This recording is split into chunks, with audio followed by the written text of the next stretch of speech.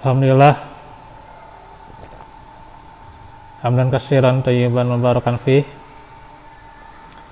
kama yuhibbu rabbuna wa yardah. Asyhadu an la ilaha illallah wahdahu la syarikalah wa asyhadu anna Muhammadan abduhu wa rasuluh alladzi la nabiyya ba'dah. Alhamdulillah, ikhwatu fillah, di sore hari ini kita kembali bertemu yang sudah masuk musim dingin, di mana pagi, siang tentunya sudah turun hujan.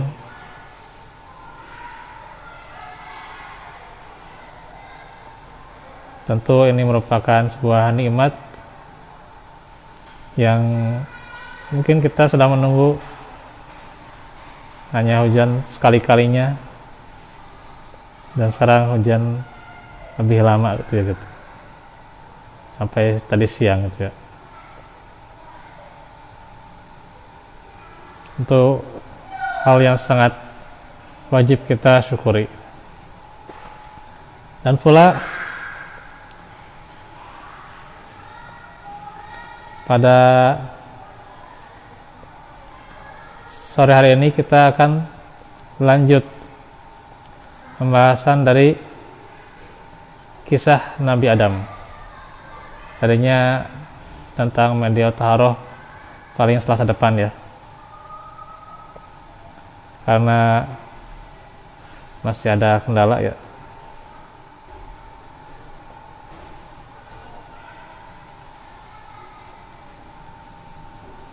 Nah,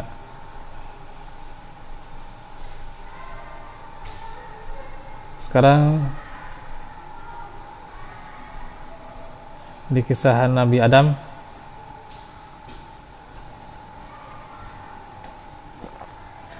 masih menjelaskan bagaimana sujudnya para malaikat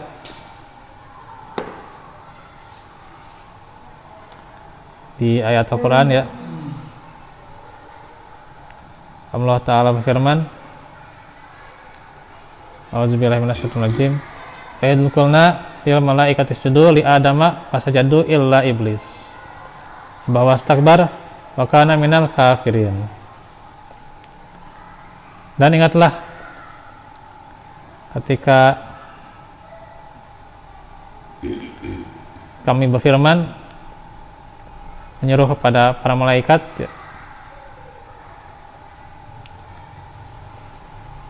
untuk bersujud kepada Adam. Mereka semua bersujud ya, kecuali iblis ya.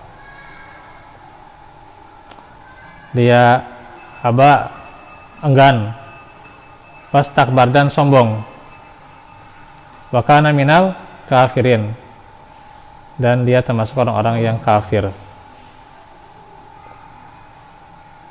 Nah, disinilah dijelaskan bagaimana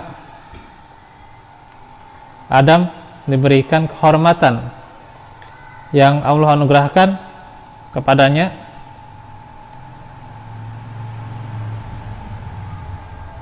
sesudah memerintahkan kepada para malaikat agar bersujud kepadanya. Lalu mereka semua bersujud kepadanya kecuali iblis. Nah, di sini yang jadi pembahasan yang menarik ya. Apakah iblis golongan malaikat atau golongan jin ya? Ada yang mengatakan iblis golongan malaikat. Gak mungkin ya. Karena malaikat itu wayaf'aluna ma yu'marun ya. Terhadap perintah Allah itu mereka selalu melakukannya. Jadi gak mungkin juga ya kalau itu dari golongan malaikat. Gitu ya. Jadi sejarahnya ya, iblis itu yang paling mulia ya, lebih mulia tuh ya, sejarahnya panjang tuh ya gitu. Ulah panjang-panjang lah. Jadi kita deskripsikan yang pendek saja ya, yang singkat. Bagaimana kisahnya? Capek. Mau obatan doang ya capek. Adalah bagaimana iblis diciptakan dari api ya, dan beliau adalah golongan jin. Dikatakan dalam surah Al-Kahfi, kana minal jinni fafasaqa an amri rabbi ya, kayaknya udah dijelasin ya, tapi sedikit tambahan ya. Jadi beliau itu dari golongan jin ya, yang fasik atau yang durhaka kepada Robnya. Tapi sebelum dia fasik, sebelum dia dijuluki iblis ya, dia itu namanya Al-Haris ya, dalam sebuah penjelasan ya gitu. Dan jelasin juga dia. Nah nanti baru setelah dia tidak mau sujud kepada Adam, baru disebut iblis ya gitu. Iblis itu ya dalam surah Al-An'am yaitu mublisun, adalah putus asa gitu ya kalau secara makna. Nanti bisa diputar lagi itu tentang kisah sombongnya iblis 3 pertemuan ya gitu. Barulah 3 pertemuan ya. Mau disangkan Itu cukuplah gitu ya. 3 pertemuan untuk membahas tentang iblis ya gitu. Tinggal di reply lah, tinggal di reply gitu. Di reply diulang-ulang lah gitu lah gitu. Nah itu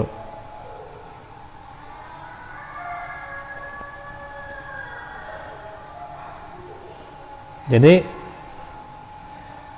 singkatnya iblis itu dari golongan mana?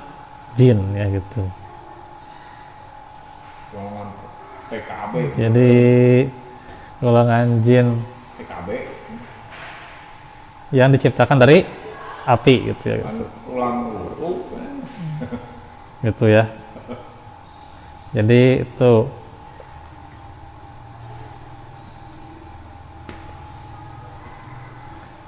jadi awalnya dia golongan yang paling taat ya. Taat ya, bahkan lebih mulia daripada malaikat. Nah disinilah makanya disebut kenapa lil malaikat isjudu li adama fasajadu illa iblis. Nah, kan di situ. Sehingga setelah dia tidak mau bersujud, golongannya atau dia itu jadi rendah. Gitu, kedudukannya jadi rendah di hadapan Allah Subhanahu wa taala. Gitu. Asalnya mulia, paling mulia gitu ya. Paling taat ya gitu. Trageta gitu ya. Jadi itu gitu, ya, gitu.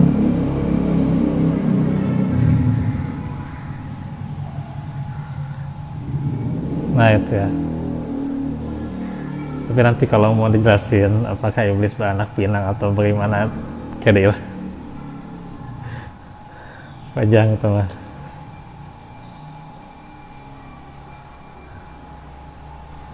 Bisa dibaca surat Shot ya gitu. Surat Shot atau surat Al-Hijr juga tuh bisa ya dibaca.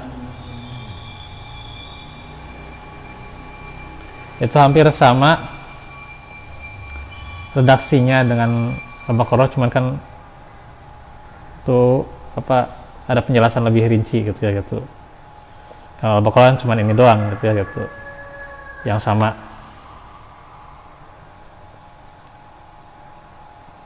Dijelaskan kan ini khaliqum basyaram min tin fa idza sawaituhu wa nafakhtu fihi min ruhi faqa'u lahu sajidin. Itu juga sudah direkam ya. tinggal diputar deui gitu ya. Gitu. Jadi itu insya Allah tinggal diputar saja, tinggal di scroll gitu ya gitu. Itu cangkelmanya. Kalau enggak nanti boleh sekalian minta linknya ke saya lah gitu. Kalau ada waktu nanti di kopas gitu.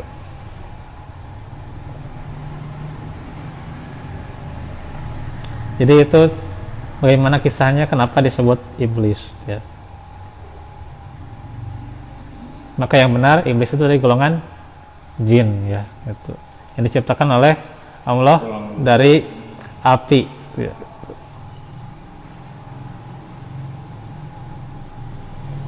Dan Allah perbolehkan baginya yaitu surga untuk tempat tinggalnya dimanapun yang ia kehendaki, serta makanannya bebas ya, yang dia sukai dengan leluasa, dengan senang hati, berlimpah kenikmatan di sana dan penuh luar biasa kenikmatannya ya. Kata Al-Hafiz Abu Bakar Ibnu Mardawai meriwayatkan dari hadis Muhammad Ibnu Isa Al-Damigani, ini tidak akan dibacakan ya, ini sudah dijelaskan lagi. Yang jelas dari Abu Dzar ya itu. Sanadnya ini panjang juga ya. Dan makanannya itu jelas ya, bebas ya gitu. Diamilah oleh kamu dan istrimu di surga ini gitu ya gitu.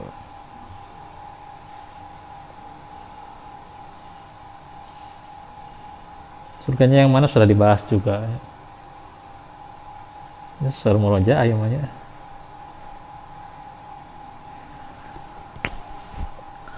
Konteks ayat menjelaskan bahwa Siti atau Hawa ya, maksudnya namanya Hawa ya, Siti itu kan sebutan ya, Sayyidah Hawa ya gitu.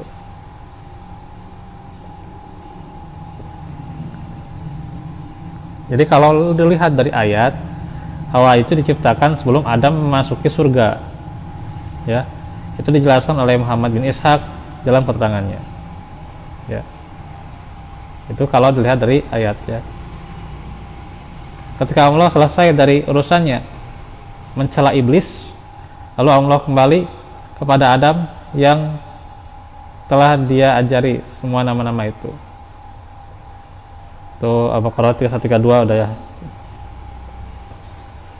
Kemudian Muhammad bin Ishaq menjelaskan kisah tersebut ya, yaitu setelah itu ditimpakan rasa kantuk kepada Adam menurut keterangan yang sampai kepada kami dari ahlul kitab yang mempunyai Taurat, juga dari kalangan ahlul ilmi selain mereka yang sumbernya dari Ibnu Abbas radhiyallahu anhuma dan yang lainnya. Kemudian Allah mengambil salah satu dari tulang iga sebelah kirinya dan menambal tempatnya dengan daging, sedangkan Adam masih tetap dalam keadaan tidur dan belum terbangun. Lalu Allah menjadikan dari tulang iganya itu adalah istrinya, yaitu Hawa, berupa seorang wanita yang lembut, sempurna, agar Adam itu merasa tenang dengannya. Ketika tidur dicabut darinya dan Adam terbangun. Yang melihat perempuan ya telah di sampingnya, lalu ia berkata menurut apa yang mereka dugakan. Nah, tapi Allah yang lebih mengetahui kebenarannya. Oh, dagingku, darahku, dan istriku. Masya Allah. Kalau Adam merasa tenang dan tentram bersamanya. Setelah Allah mengawinkan mereka berdua dan menjadikan rasa tenang dan tentram dalam diri Adam, Maka Allah firman kepadanya,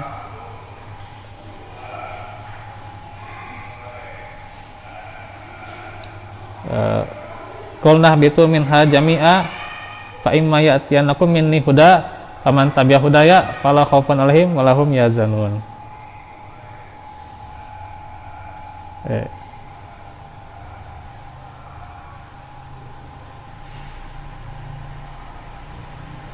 Bukan yang itu ya. Ayat 35.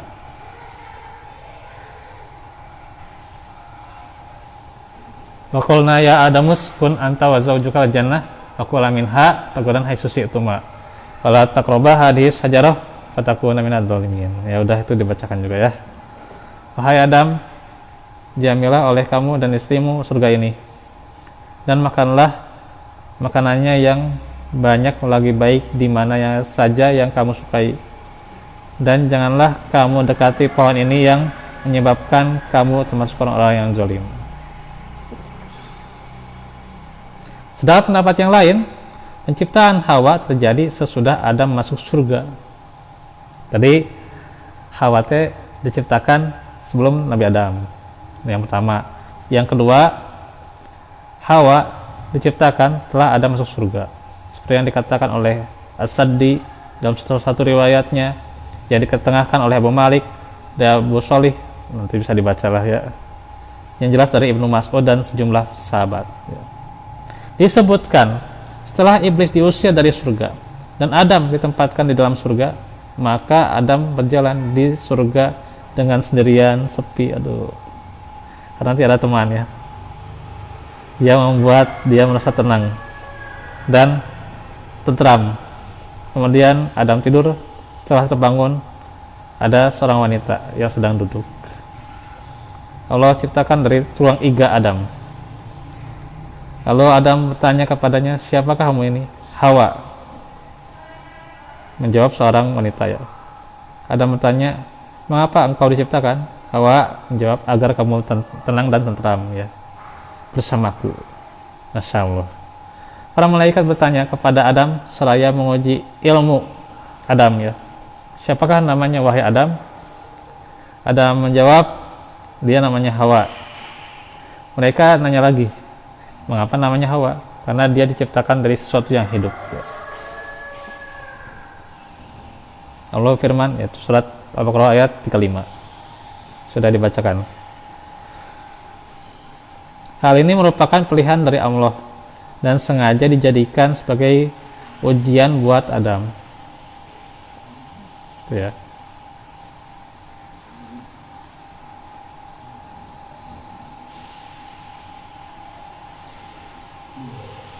Ini nanti beda lagi penjelasannya ya. Nah, ngacok hadiah tulisannya. Coba saya cek dulu nih. Ini tulisan saya kenapa bisa ngacok gini ya? Apakah dari blognya atau gimana ya?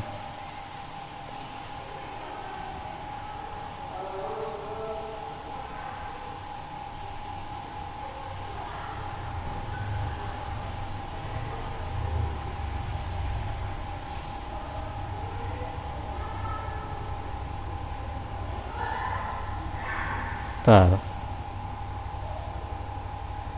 Oh iya.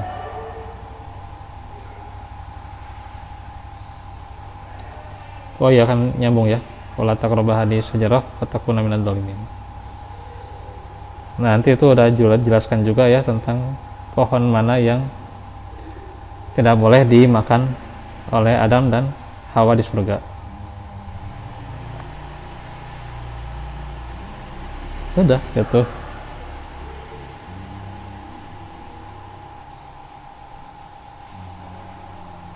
Kalau penasaran ya saya nggak akan lanjutkan lebih terang lagi lah gitu ya, cukuplah gitu.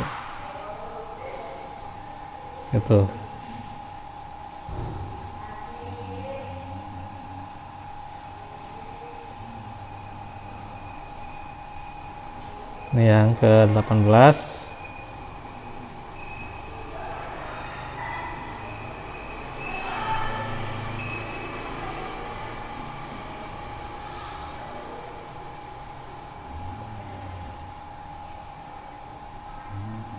Ya harusnya ada yang direvisi mungkin ya tulisan saya ya.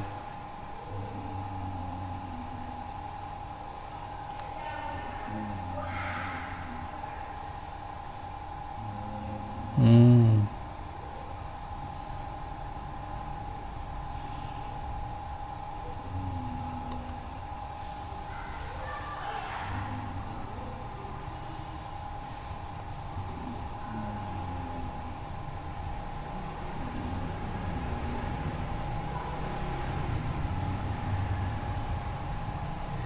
Ini diulang lagi sebenarnya ya. Ya bagian 19-nya itu diulang lagi.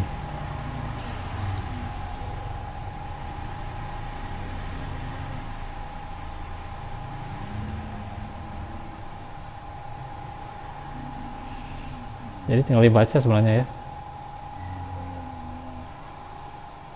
Karena ini banyak pengulangan.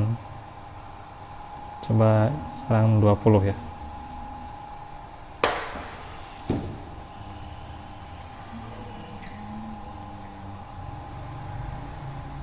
Nah ini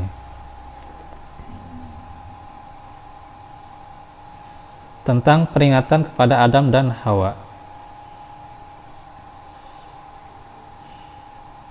Nah, Adam dan Hawa itu sudah diakui di surga, dan di sana mereka tinggal seperti impian semua manusia. Pasti semuanya pasti ingin surga ya gitu. Manusia normalnya gitu. Gitu.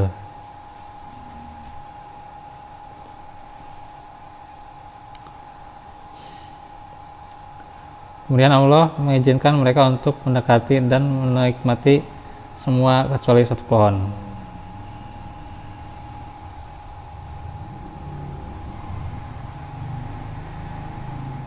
Wah, ini ada sebutannya ya. Pohon ini bisa jadi pohon penderitaan atau pohon pengetahuan. Allah alam.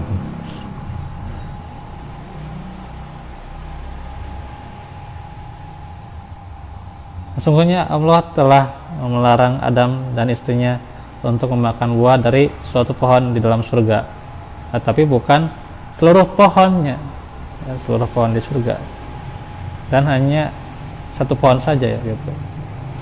Dan ternyata Adam dan istrinya nanti memakan buah yang terlarang.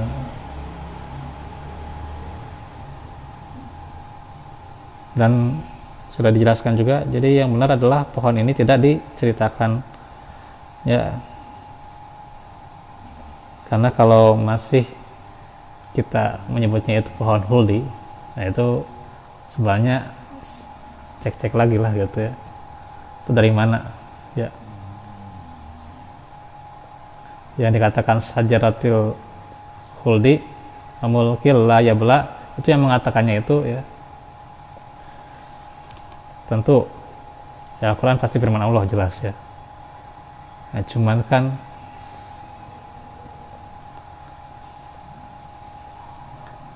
itu secara sifat mungkin ya, supaya Adam itu tidak kekal di surga gitu lah gitu.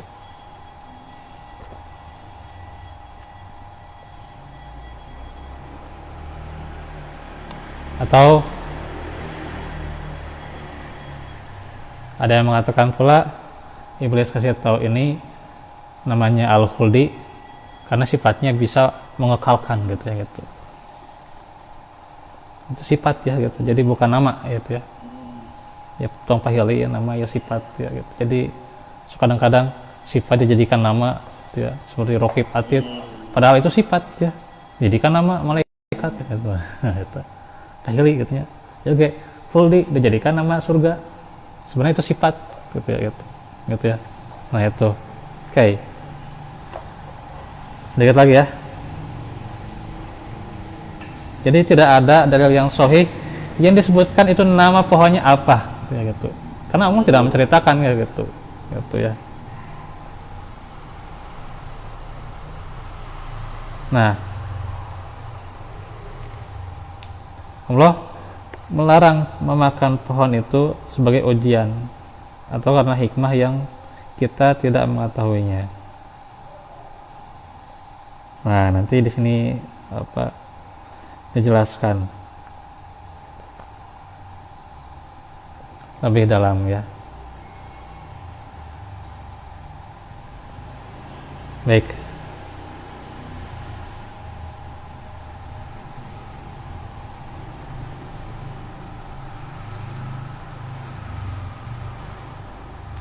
Udah mulai ngaco nih apa nih.